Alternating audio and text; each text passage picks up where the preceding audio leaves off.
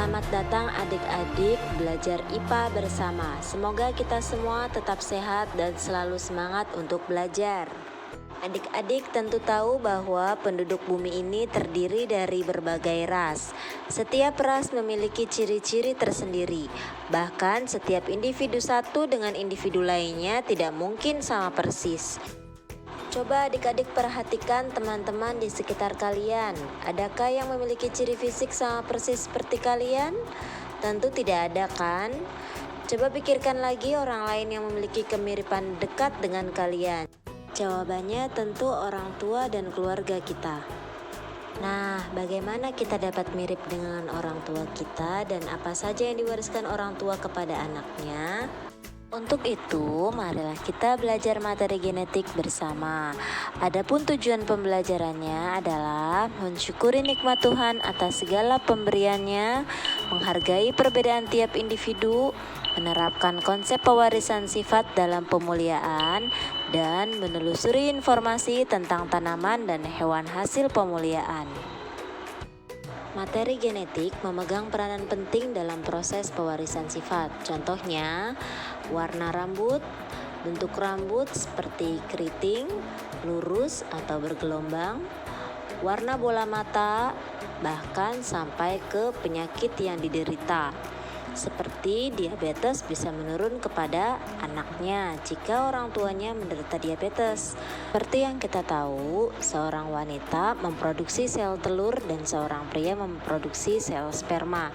Jika sel telur dan sel sperma ini bertemu, maka akan dihasilkan keturunan, sehingga keturunannya memiliki sifat yang merupakan gabungan dari sifat ibunya dan juga sifat ayahnya.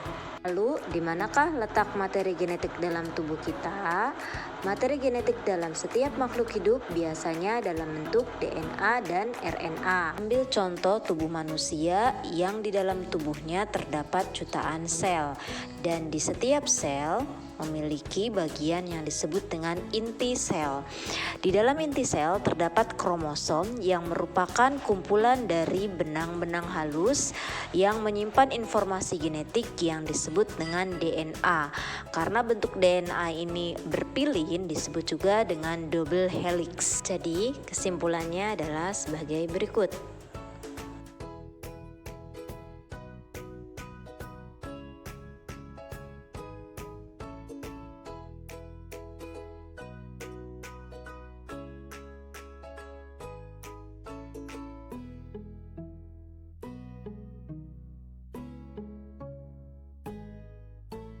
Ada dua jenis susunan kromosom. Yang pertama adalah diploid dengan simbol 2N, yaitu kromosomnya berpasangan.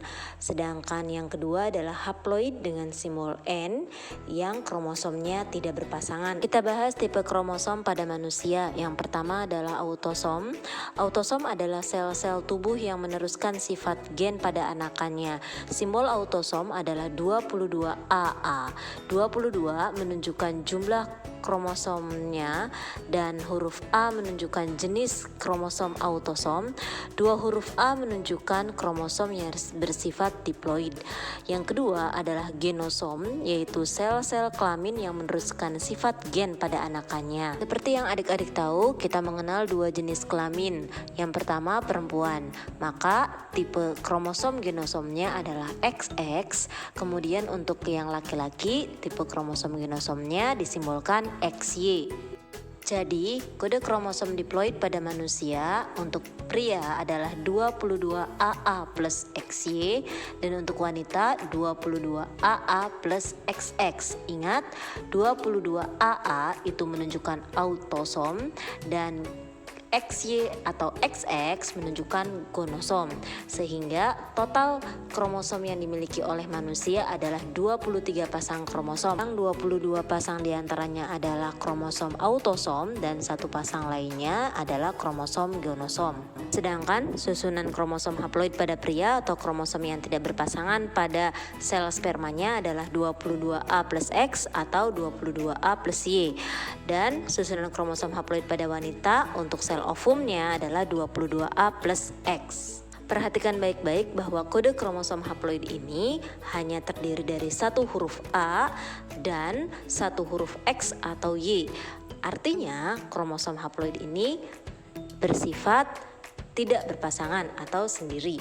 Jadi, jika sel telur bertemu dengan sel sperma yang memiliki kode genetik 22A plus X, maka akan lahir bayi perempuan. Sedangkan, jika sel telur bertemu dengan sel sperma dengan kode genetik 22A plus Y, maka akan lahir bayi laki-laki. Nah, sekarang adik-adik akan masuk ke dalam inti dari bab ini, yaitu hukum pewarisan sifat. Ilmu yang mempelajari pewarisan sifat pada makhluk hidup disebut dengan genetika. Orang yang pertama kali mempelajarinya adalah Gregor Mendel, sehingga beliau disebut sebagai bapak genetika. Beliau memperkenalkan persilangan monohibrid yang disebut dengan hukum satu Mendel. Sebelum kita mempelajari tentang hukum satu Mendel, ada baiknya kita mengetahui istilah-istilah dalam pewarisan sifat ini. Istilah yang pertama adalah parental dengan simbol P, artinya induk atau orang tua. Kemudian filial dengan simbol F, artinya keturunan atau anak. Istilah berikutnya adalah dominan, artinya gen yang sifatnya mampu mengalahkan gen lain, biasanya ditulis dengan huruf kapital. Kemudian gen resesif, yaitu sifat yang kalah dari gen dominan dan biasanya ditulis dengan huruf kecil. Lanjut ke istilah genotip, yaitu sifat menurun yang tersembunyi dan tidak nampak dari luar, dan fenotip yang artinya sifat menurun yang nampak dari luar. Kemudian istilah homozigot, yaitu zigot yang memiliki pasangan gen yang sifatnya sama, biasanya dominan dengan dominan atau resesif dengan resesif, sehingga penulisannya M besar dengan M besar atau M kecil dengan M kecil. Kemudian heterozigot, yaitu zigot yang memiliki pasangan gen yang sifatnya beda, yaitu gabungan dari sifat dominan dan sifat resesif. Jadi penulisannya huruf besar dengan huruf kecil seperti M besar dan M kecil. Kita ambil contoh, ada dua bunga ungu dengan bunga merah. Misalnya simbol DNA-nya adalah M. Dengan bunga ungu yang sifatnya dominan, berarti kita menuliskannya M besar, dan bunga merah sifatnya resesif, maka kita menuliskannya M kecil. Apa itu fenotip? Kalau kita melihat ada bunga yang berwarna merah, maka itu fenotipnya. Kalau kita melihat bunga yang berwarna ungu, maka itu juga fenotipnya. Lalu bagaimana dengan genotipnya? Untuk bunga yang berwarna merah, dia kan gen yang resesif, sehingga genotip untuk bunga merah adalah M kecil, tidak ada gamet dominan di sini. Sedangkan untuk bunga yang berwarna ungu adalah warna yang dominan di sini. Jadi genotipnya dia mengalahkan gen resesif.